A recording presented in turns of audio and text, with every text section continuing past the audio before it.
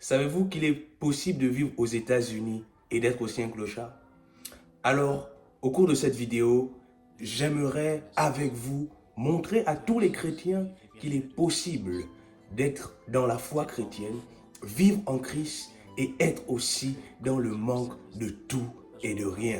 Alors, je suis le frère Daniel et aujourd'hui, je viens encore pour une nouvelle vidéo partager une thématique très importante pour l'heure actuelle dans la vie de chaque chrétien. Alors sans plus tarder, j'aimerais que nous puissions ouvrir nos Bibles dans Colossiens 1 verset 13. Voilà un verset très magnifique qui nous dit: qui nous a délivrés de la puissance des ténèbres et nous a transportés dans le royaume du Fils de son amour. Le verset est en train de nous informer que Jésus-Christ nous a transportés dans un royaume. Il nous a menés dans une nouvelle ère, dans un nouveau pays, s'il faut le dire ainsi. Et dans ce pays, voyez-vous, beaucoup de chrétiens sont toujours dans le manque. Comme tantôt je disais, savez-vous qu'il est possible de vivre aux États-Unis en étant aussi un clochard? Oui, il est possible d'être chrétien et aussi de vivre dans le manque. Pourquoi les chrétiens sont toujours dans le manque? Pourquoi les chrétiens ne possèdent rien? Pourquoi les chrétiens n'ont pas beaucoup d'argent? En réalité, ces chrétiens n'ont pas beaucoup d'argent parce que la raison se trouve dans Jacques 1, verset 15. Que nous dit ce verset? Je vais lire à partir du verset 14 pour nous prouver en réalité que la Bible nous parle bien de chrétiens. Quelqu'un parmi vous est-il malade, qu'il appelle les anciens de l'église et que les anciens prient pour lui et ont loigné de l'huile au nom du Seigneur? Verset 15, la prière de la foi sauvera le malade et le Seigneur le relèvera. Et s'il a commis des péchés, il lui sera pardonné. En réalité ici, on ne nous parle pas des païens, on ne nous parle pas des non-croyants, on nous parle des chrétiens. La Bible dit que la prière de la foi sauvera le malade. En réalité, lorsque nous lisons nos Bibles dans les évangiles, lorsque Jésus faisait des guérisons aux non-croyants, il disait « ta foi t'a sauvé ». Mais en réalité, ce qui rentre en jeu dans le royaume où Jésus nous a transportés, c'est la prière et la foi.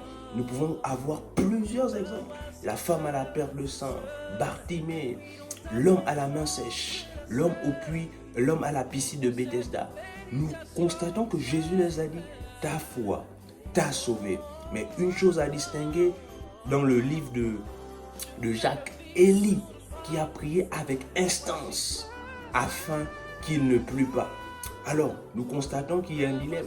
Pour un non-croyant, il suffit juste de la foi.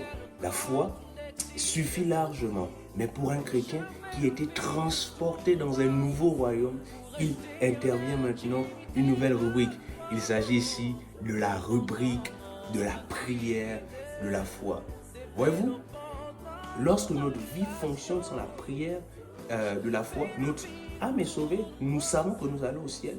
Mais ici sur terre, notre vie sera compliquée. Voici pour laquelle beaucoup de chrétiens sont confrontés à plusieurs défis qu'ils n'arrivent pas à surmonter. Voici la raison pour laquelle plusieurs chrétiens sont limités à un certain niveau de vie. Parce qu'ils ne pratiquent pas la prière et la foi. La prière est le pouvoir que Dieu a donné à chaque chrétien pour transformer toute situation par le moyen de la foi. Voyez-vous, nos larmes, nos pleurs sont souvent la preuve de notre ignorance. Tous les problèmes que nous pouvons passer, par lesquels nous pouvons passer, n'embêtent pas Dieu. Parce qu'en réalité, Dieu a mis une solution devant nous. Il s'agit ici de la prière et de la foi.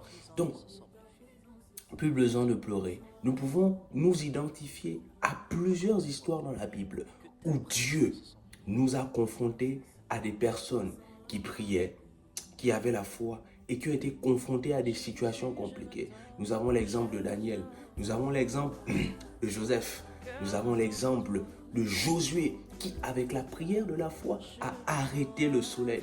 Alors, quel est ton défi? Quelle est ta difficulté actuelle? Je te dis par cette vidéo que Dieu a mis à ta disposition la prière et la foi. Comme Jacques nous le dit, la prière de la foi sauvera le juste.